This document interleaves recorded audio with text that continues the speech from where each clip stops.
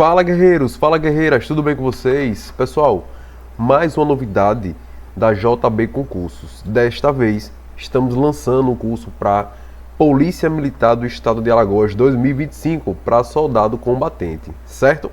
Então trago para vocês essa novidade, tá? O lançamento do curso de conhecimentos específicos para soldado combatente, que abrange aí todas as matérias do âmbito do direito. Então vai ter aí matéria de direito constitucional, direito administrativo, direitos humanos, direito processual penal e a legislação pertinente da Polícia Militar de Alagoas, tá? Então um curso que vem aí com 5 módulos, tá? Toda a parte de noções de direito, mais a legislação específica da corporação, certo? Então, pessoal, trago essa novidade para vocês.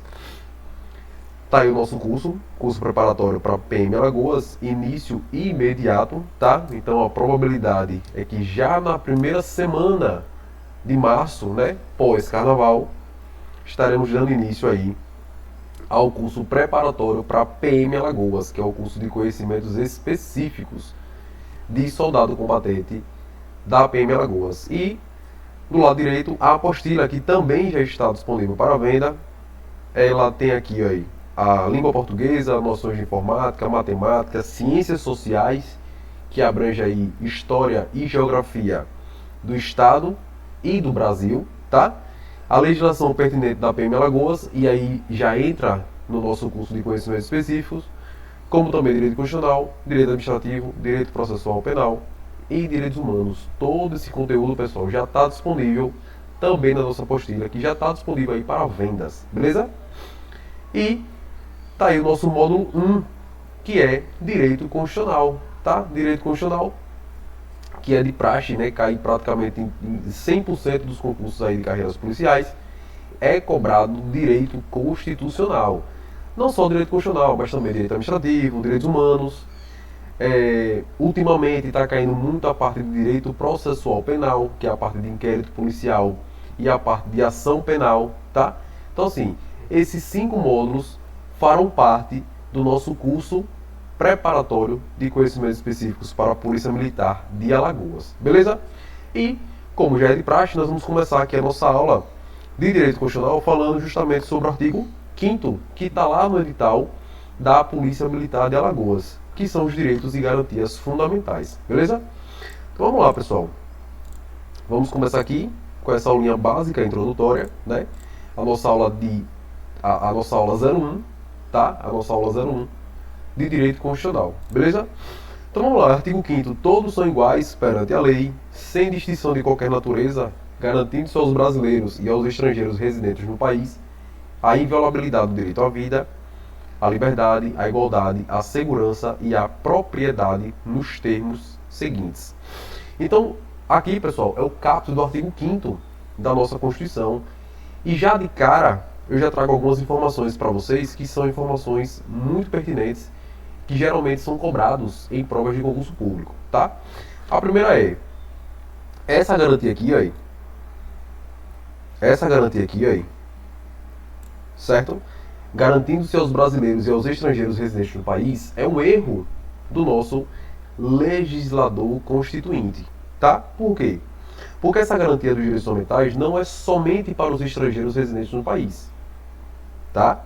Aqueles estrangeiros que estiverem de passagem, estiverem passando férias, inclusive aqueles estrangeiros que pegaram um voo e fez uma escala no nosso território, passou ali coisa de meia hora, 1 hora e levantou o voo e foi para o seu destino no caso, para o seu país de destino, tá? Então, esse estrangeiro também está aí garantido os seus direitos e garantias fundamentais, tá? Então, assim, é um erro legislativo. As bancas gostam de explorar esse erro, tá? Que é um erro que não é garantido apenas aos estrangeiros residentes no país, mas aqueles que estiverem de passagem também. A inviolabilidade do direito à vida, à liberdade, à igualdade, à segurança e à propriedade, tá? Então aqui também é algo que as bancas gostam de cobrar, certo? Que é justamente esses direitos, que são direitos no meu ponto de vista, o direito base, né, de toda a Constituição. E aí existe um memorexzinho aí. Existe um memorex que é o vili ceprum. É o vili ceprum, tá? Já peço desculpas aí pela letra, é porque para escrever assim pelo mouse não é muito fácil, é complicado, tá? Mas assim, a gente dá um jeito e tenta fazer da melhor maneira possível. Então, ok. O memorexzinho é o famoso vili ceprum. Vili ceprum. Vi de vida, o L de liberdade, o I de igualdade, o SE de segurança e o PRO de propriedade. Beleza? Esse é o memorex. As bancas gostam de cobrar quais são os direitos que estão previstos lá no caput do artigo 5º da Constituição. Beleza? Atenção, pessoal, atenção. Apesar do artigo 5º referir apenas os brasileiros e estrangeiros residentes no país, há consenso na doutrina de que os direitos fundamentais abrangem qualquer pessoa que se encontre em território nacional, mesmo que seja um estrangeiro residente no exterior. O estrangeiro que estiver passando férias no Brasil será, portanto, titular de direitos fundamentais. É o que eu acabei de explicar para vocês, tá? Lá do caput do artigo 5º, que não é só para os estrangeiros residentes no país, aqueles que estiverem de passagem também. Cabe destacar ainda que os direitos fundamentais não têm como titular apenas as pessoas físicas. Isso aqui também é muito importante e costuma ser cobrado em prova, tá?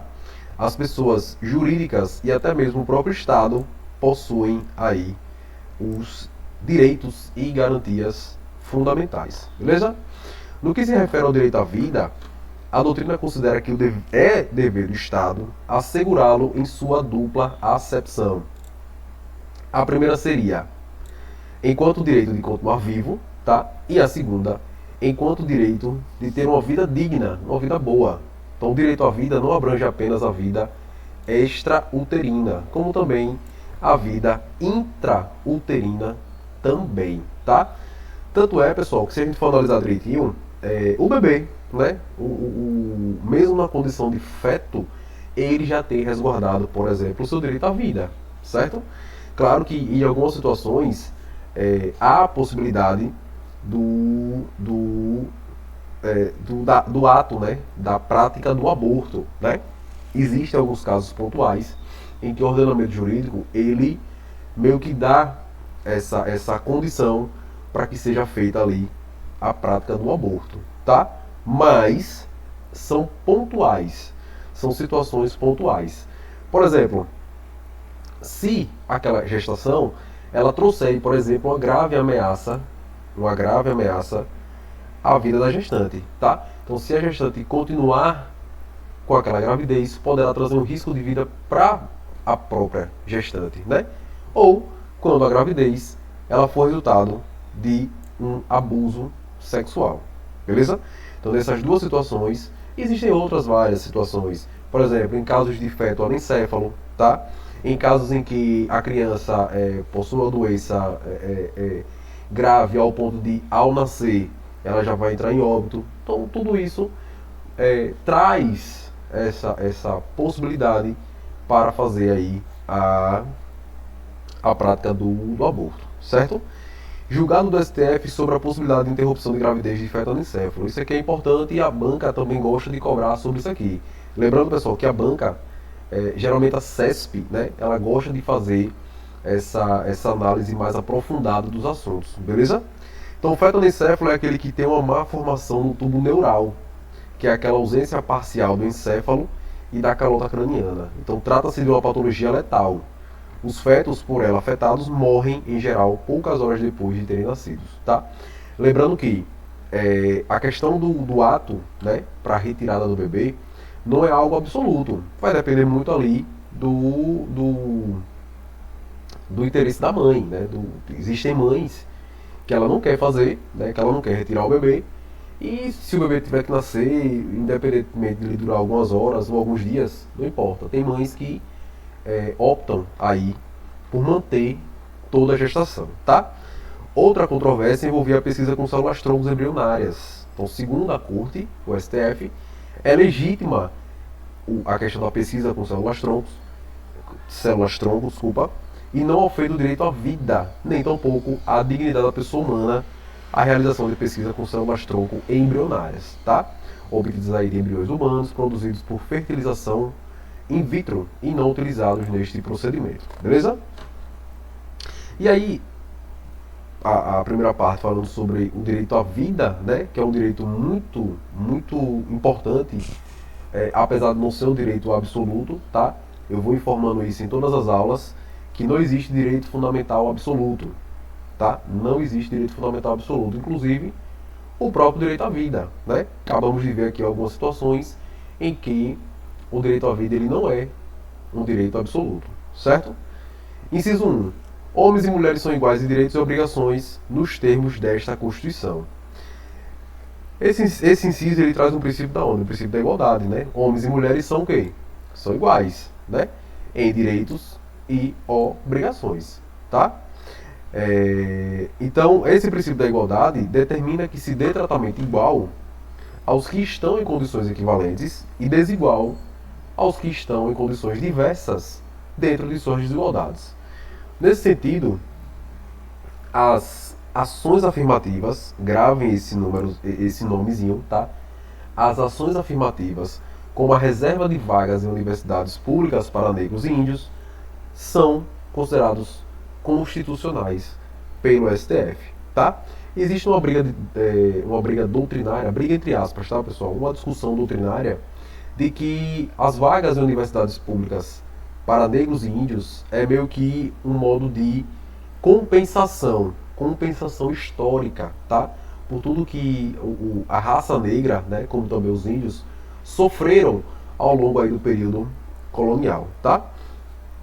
Da mesma forma, é compatível com o princípio da igualdade, programa concessivo de bolsa de estudos em universidades privadas para alunos em renda familiar de pequena monta, com cotas para negros, pardos, indígenas e portadores de necessidades especiais. Posso trazer alguns programas do governo, como o ProUni, FIES, tá? Esses programas dão acesso a pessoas a pessoas de baixa renda que querem ingressar numa universidade particular para poder ter ali o seu diploma de nível superior, certo? A realização da igualdade material, ela não proíbe que a lei crie discriminações, desde que estas obedeçam ao princípio da razoabilidade. Então seria, por exemplo, o caso de um concurso para agente penitenciário de prisão feminina, restrito apenas às mulheres. Gente, isso é óbvio, tá? Se você tem um presídio feminino, onde de uma certa forma constante existem ali o acesso, né, o excesso não é o excesso de visitas, mas assim, existem procedimentos em que as mulheres têm que ficar despidas, né, para fazer aquela avaliação. Existem situações em que as mulheres vão estar numa situação vulnerável, e aí é óbvio que as agentes prisionais sejam do sexo feminino, para não ter aquele constrangimento dali de um homem, né, de um agente prisional do sexo masculino, ter que fazer, por exemplo, essa revista nas mulheres, tá? Isso é muito comum, pessoal. Isso é muito comum de acontecer, certo? Muito comum não. Eu vou até me arriscar em dizer que isso é 100% garantido e pacificado aí pela doutrina de que em prisões femininas as agentes penitenciárias deverão ser obrigatoriamente do sexo feminino, tá? Ora, fica claro nessa situação que a razoabilidade em uma prisão feminina é de todo desejável que os agentes penitenciários não sejam homens, tá? O mesmo vale para limites de idade em concursos públicos. É legítima a previsão de limites de idade em concursos públicos quando justificada pela natureza das atribuições do cargo a ser preenchido. Está lá na súmula 683 do STF, tá? De forma resumida, quais cargos, né, exigem a questão de idade limite? Os cargos da Polícia Militar, certo? São todos os cargos militares, os cargos os cargos de segurança pública, civil, Polícia Penal, Guarda Municipal, PRF, PF, não. Geralmente é só a Polícia Militar que tem uma exigência com a questão de idade limite, certo? Aos pouquinhos, eu já observei que a Guarda Municipal começou a trazer limitação de idade, tá? Em São Paulo, salvo engano, a idade limite lá é de 35 anos para a própria cidade de São Paulo, 35 anos, certo? Se as outras bancas não, desculpa, se os outros municípios vão começar a adotar essa prática de limitar idades, eu não sei, mas como a gente acabou de verificar aqui, a depender da natureza do cargo, das atribuições do cargo, poderá ser sim colocada ali uma limitação. Beleza? A isonomia entre homens e mulheres também é objeto da jurisprudência do STF. Então, segundo a Corte, não afronta o princípio da isonomia a adoção de critérios distintos para a promoção de integrantes do corpo feminino e masculino da aeronáutica. Trata-se de uma hipótese em que a distinção entre homens e mulheres visa atingir a igualdade material, sendo, portanto, razoável. Tá? O princípio da igualdade também busca impedir discriminações em virtude da identidade de gênero e da opção sexual do indivíduo. Então, com base nisso, reconheceu que os transgêneros têm o direito de alteração do nome e do gênero diretamente no registro civil, independentemente da realização de cirurgia, de transgenitalização ou de tratamento hormonal. Tá? De forma resumida, tá, pessoal? Só para a gente dar um norte para vocês, há exemplos, né, aí do inciso 1 do artigo 5º da Constituição. A Lei Maria da Penha. A Lei Maria da Penha é uma lei específica para a proteção das mulheres que estão em situações de violência doméstica, tá? E por que não existe uma lei que protege os homens? Porque tem vários homens aí que provavelmente devem apoiar as mulheres. Mas e por que não existe uma lei que protege os homens? Não tem. Não tem, tá? Geralmente é feita uma compensação. Já houve casos de que o homem sofria violência doméstica pela sua mulher, né? Apanhava da mulher, e o juiz ele acabou meio que fazendo uma analogia. Pegou a Maria da Penha e colocou ali, utilizou alguns critérios para fazer ali entre aspas, a proteção daquele homem que sofria ali violência doméstica por parte da sua digníssima esposa. Beleza? Existem outras regras, leis, normas que protegem, né, as mulheres dos homens, tá? Como também tem aí, de uma forma mais globalizada, tem o ECA, que protege a criança, né? Que protege as crianças, é o Estatuto da Criança e do Adolescente, tem o Estatuto do Idoso, e por aí vai. Então tem várias normas que protegem aí, né, aquele grupo vulnerável, né? Aquele grupo vulnerável que nesse caso seria as mulheres, as crianças e adolescentes, os idosos, tá? Outra coisa que eu gostaria de comunicar, que é bem mais recente, né, é justamente esse reconhecimento aí dos transgêneros, que tem o direito de alteração do nome e do seu gênero lá no seu registro civil, que é o famoso RG, tá? Hoje se tornou mais fácil essa alteração. Hoje o transgênero ele vai até o cartório, ele vai lá e solicita ali a troca do seu nome, inclusive a troca do seu gênero, sem precisar passar por um procedimento cirúrgico para fazer essa alteração. Beleza? Inciso 2. Ninguém será obrigado a fazer ou deixar de fazer alguma coisa senão em virtude de lei. Esse inciso trata do princípio da legalidade. Princípio da legalidade, que se aplica de maneira diferenciada aos particulares e ao poder público. Então, para os particulares, traz a garantia de que só podem ser obrigados a agirem ou a se omitirem por lei.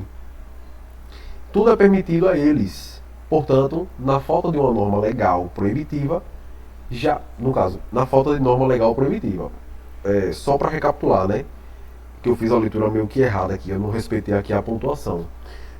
Para os particulares, tudo é permitido, se não existir nenhuma lei que o proíba, tá? Já para os servidores públicos, né, para o poder público, o princípio da legalidade ele consagra a ideia de que este só pode fazer o que é permitido pela lei. Então existe existe um nivelamento, né, para os servidores públicos. Você só pode fazer ou deixar de fazer o que estiver permitido pela lei, tá? Está previsto na legislação, então você pode fazer. Para o particular não, o particular pode fazer o que ele quiser, sendo que não exista uma lei, uma norma legal que o proíba. Beleza? O princípio da legalidade, ele se apresenta quando a Carta Magna utiliza a palavra lei, em um sentido mais amplo, abrangendo não somente a lei em sentido estrito, mas todo e qualquer ato normativo estatal, incluindo atos infralegais que obedeça às formalidades que lhes são próprias e contenha uma regra jurídica. Tá? Inciso 3. Ninguém será submetido a tortura nem a tratamento desumano ou degradante. Aqui, pessoal, de fato, é algo que as bancas gostam de copiar e colar, tá? Então, esse inciso, ele é cobrado aí na sua literalidade, beleza?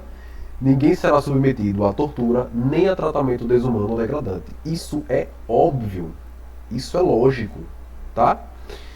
Um exemplo que ilustra a aplicação desse inciso diz respeito à utilização de algemas. E geralmente, pessoal, esse temazinho aqui aí, costuma cair muito em provas. Principalmente em provas de carreiras policiais, como é o nosso curso, tá? A utilização desse instrumento, por si só, poderia caracterizar tratamento desumano ou degradante. Sendo assim, o STF condicionou sua utilização para algumas circunstâncias específicas, conforme se verifica na súmula vinculante número 11. Já adianto para vocês, memorizem a súmula vinculante número 11. Por quê? Se for uma banca que cobre dos senhores e das senhoras a literalidade, eles tiram uma palavrinha, ele omite uma palavrinha e coloca ali aquela alternativa comum como certa. Então vocês têm que prestar muita atenção. Prestem muita atenção, porque essa súmula vinculante ela é muito importante e ela costuma ser cobrada em prova, tá? Então, olha, só é lícito o uso de algemas em casos de resistência e de fundado receio de fuga ou de perigo à integridade física própria ou alheia. Então essa primeira parte aqui, ela é extremamente importante. Por quê? Porque ela só traz três hipóteses para o uso das algemas, que é resistência, essa é a primeira, fundado receio de fuga, é a segunda, ou de perigo à integridade física do agente ou do próprio indivíduo que está sendo algemado, certo? Por parte do preso ou de terceiros, acabei de falar, né? Justificada a excepcionalidade. Veja que não é uma regra o uso das algemas, é uma excepcionalidade. Essa excepcionalidade tem que ser justificada por escrito. Por escrito. Sob pena de responsabilidade disciplinar, civil e penal, ou seja, o agente pode responder tanto de forma administrativa como também civil e penal. Do agente ou da autoridade e de nulidade da prisão, ou seja, a prisão pode ser nula. Ou, se for o caso do ato processual, a que se refere sem prejuízo da responsabilidade civil do Estado. Tá? Então, o que é que eu peço para que vocês entendam, memorizem isso aqui aí. As três situações em que poderá ser utilizado o uso de algemas, e aí por isso eu coloquei aqui o Memorex aí, que é o PRF, tá? PRF, P de perigo, a integridade física própria ou alheia, o R de resistência e o R de fuga. Essas três situações poderá ser utilizada, nessas três situações poderá ser utilizada aí as algemas, certo? E aí a segunda parte tem que ser justificada do porquê que foi colocado as algemas. Essa justificação ela tem que ser feita por escrito. Tá? Sob pena de responsabilidade administrativa, no caso disciplinar, civil e penal, do agente ou da autoridade, ou seja, da autoridade que recebeu o preso, né? E de nulidade da prisão ou do ato processual a que se refere. Por que eu estou batendo nessa mesma tecla? Porque é cobrado em concurso público. O uso de algemas é cobrado em concurso público, tá? E é cobrado de forma muito corriqueira. Então fiquem atentos a essa súmula vinculante número 11, que costuma despencar em provas, beleza? Inciso 4. É livre a manifestação do pensamento, sendo vedado o anonimato. Então a manifestação de pensamento ela é livre, sendo proibido aí, sendo vedado pela Constituição, o anonimato. Então veja que aqui trata-se da liberdade de expressão, que é verdadeiro fundamento do Estado democrático de direito. O fundamento do pluralismo político, ele viabiliza a liberdade de expressão. Todos podem manifestar-se, oralmente ou por escrito, o que pensam, desde que isso não seja feito de forma anônima. A vedação do anonimato visa garantir a responsabilização de quem utilizar tal liberdade para causar danos a terceiros, tá? Então, a liberdade de manifestação do pensamento, ela não é absoluta, como eu já vinha dizendo logo no comecinho do curso, que a manifestação de pensamento, como qualquer outro direito fundamental, ele não é absoluto, tá? Ele vai sempre entrar em conflito com algumas ressalvas, tá? Então fiquem ligados que a manifestação do pensamento ela é livre, porém é vedado o anonimato. E por que é vedado o anonimato? Para que se evite injustiças, né?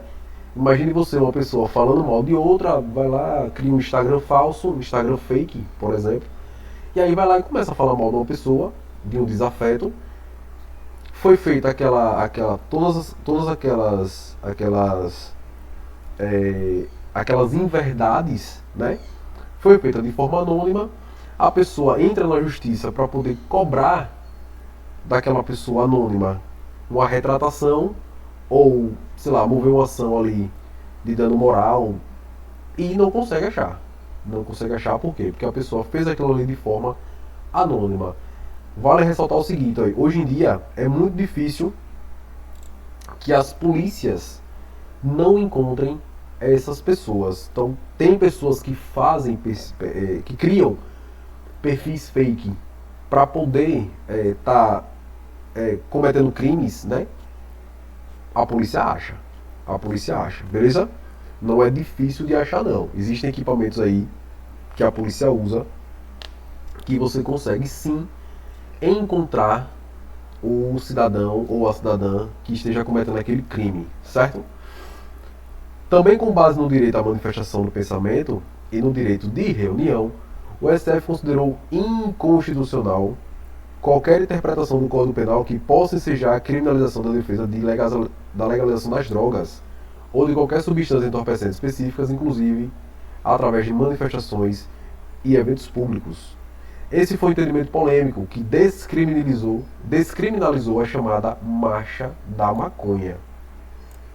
Por analogia, é possível entender que isso também se aplica àqueles que defendam publicamente a legalização do aborto.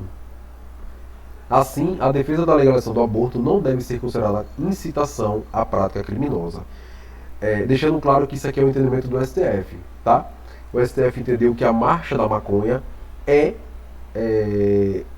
claramente uma manifestação e um direito, né, adquirido lá no artigo 5º da sua liberdade de expressão, tá? Então eu tenho a liberdade de expressar o meu interesse em que as drogas sejam descriminalizadas, que o uso das drogas seja descriminalizado, tá? A mesma coisa é em relação às feministas, né? Que saem em defesa aí da legalização do aborto, tá? Meu corpo, minhas regras. Então, geralmente essas moças, né? Elas em praça pública ficam peladas, ficam totalmente despidas, exigindo a legalização do aborto, tá? Claro que existe uma força, uma briga, né? Ali entre aquelas pessoas que defendem essa questão da legalização do aborto e das pessoas que abominam o ato do aborto, tá? Segundo o STF, isso aqui não é considerado uma incitação à prática criminosa, e sim liberdade de expressão dessas mulheres que lutam pela legalização do aborto, certo? Sabe-se, todavia, que nenhum direito fundamental é absoluto, e eu vou falar isso, pessoal, durante todo o curso, tá? Nenhum direito fundamental ele é absoluto, nenhum. Também não é a liberdade de expressão, que segundo o STF não pode abrigar em sua abrangência manifestações de conteúdo imoral que implicam ilicitude penal. O preceito fundamental de liberdade de expressão não consagra o direito à incitação ao racismo, por exemplo, dado que um direito individual não pode constituir-se em salvaguarda de condutas ilícitas, como sucede com os delitos contra a honra, tá? Então a liberdade de expressão é ampla, mas não é absoluta, sendo proibidos os discursos de ódio. Muito importante isso aqui, aí, tá? Muito importante isso aqui. Já vi questões, inclusive da CESP, trazendo esse tema aí como questão de concurso público, certo? O STF considerou que a exigência de diploma de jornalismo e de registro profissional no Ministério do Trabalho não são condições para o exercício da profissão de jornalista. E é por isso que o nosso jornalismo está cada vez decaindo, né? Antes de entrar no inciso 5, eu gostaria de trazer aqui sobre a questão da liberdade de expressão, né? Que ela é ampla, mas não é absoluta, e é vedado aí os discursos de ódio. Um exemplo clássico, e agora recente, daquele deputado federal Daniel Silveira, tá? Daniel Silveira, ele sofreu aí a perda do seu mandato, primeiro ponto, né? Ele perdeu o seu mandato de deputado federal e foi preso. Foi preso. Por quê? Porque o STF entendeu que o seu discurso, ali na sua live, falando para os seus eleitores, né? Pedindo o fim do STF, pedindo para que o STF fosse fechado, que os ministros apanhassem.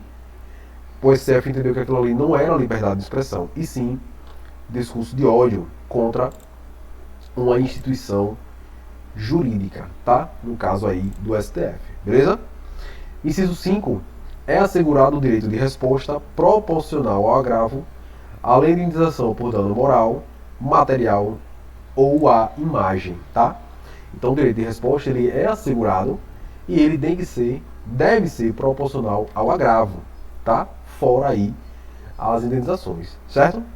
Essa norma traduz o direito de resposta à manifestação do pensamento de outrem, que é aplicável em relação a todas as ofensas, independentemente de elas configurarem ou não infrações penais. Essa resposta deverá ser sempre proporcional, ou seja, veiculada no mesmo meio de comunicação utilizado pelo agravo, com o mesmo destaque, tamanho e duração. Salienta-se ainda que o direito de resposta se aplica tanto a pessoas físicas quanto a pessoas jurídicas ofendidas pela expressão indevida de opiniões, certo?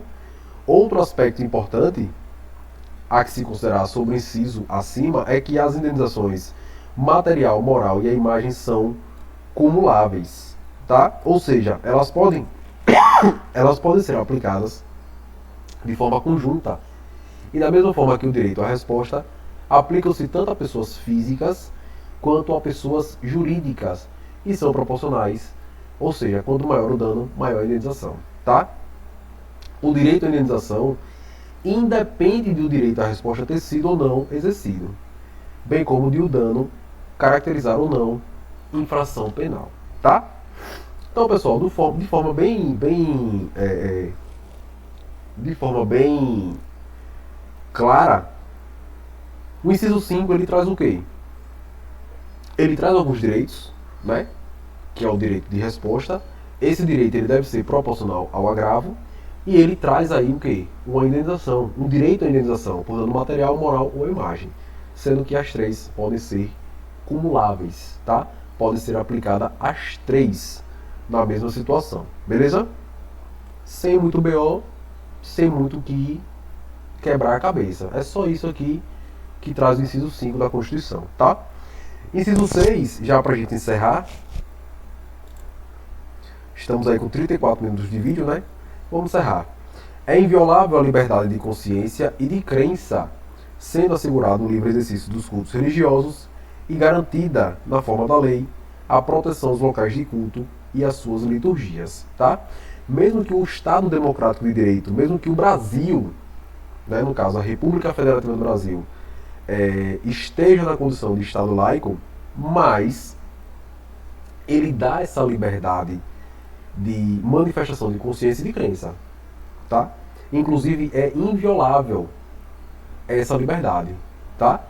E ainda a proteção aos locais de culto e às suas liturgias. Beleza?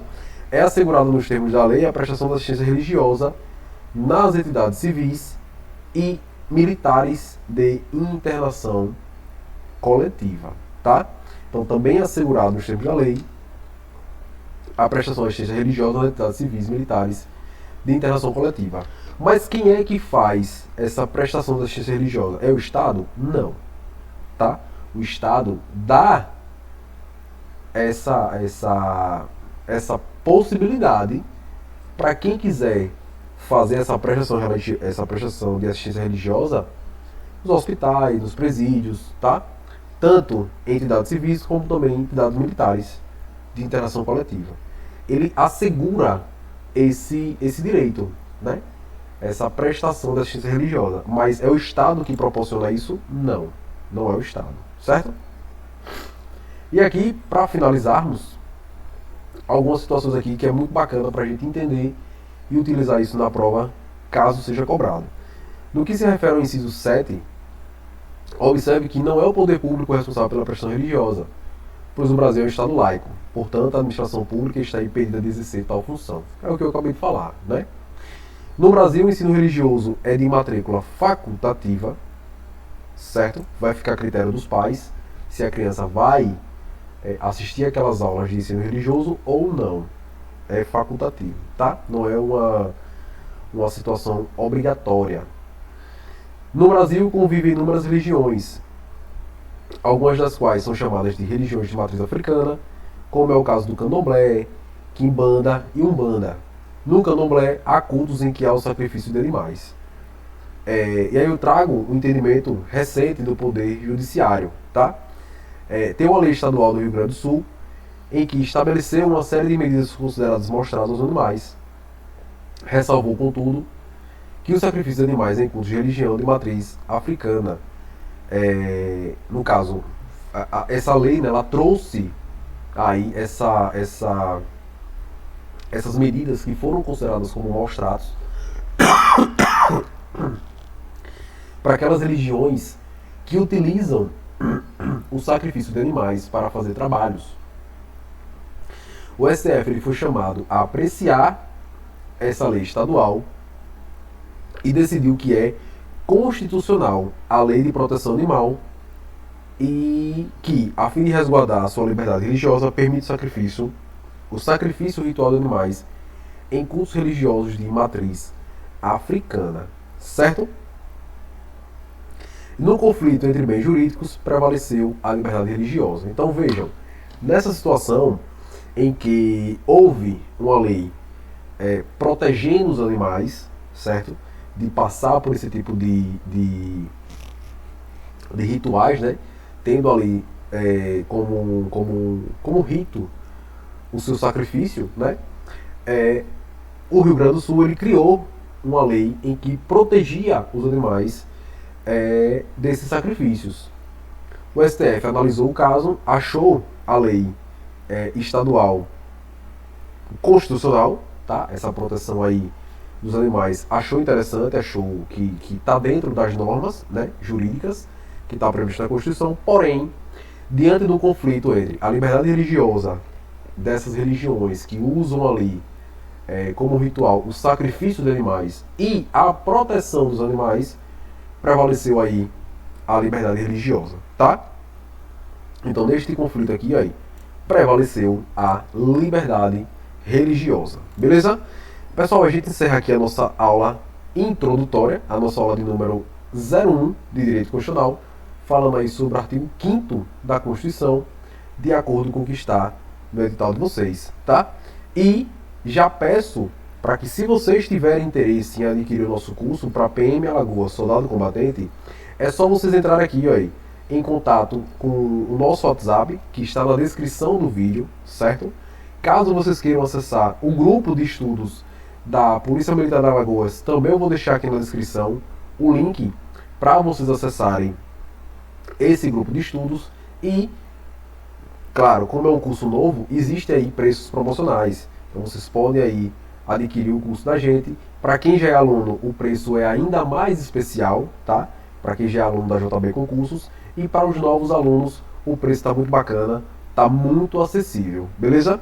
Então entre em contato com a gente, não deixe de se inscrever no nosso canal para que vocês tenham cada vez mais acesso às novidades, não só no concurso da PM Alagoas, mas também como outros concursos, concurso da GM Tabelaninha, que está para ser reaberto, concurso de agente socioeducativo, que também já foi escolhida a banca, então muito provavelmente em breve sairá o edital, e outros concursos que serão lançados ainda esse ano 2025, beleza?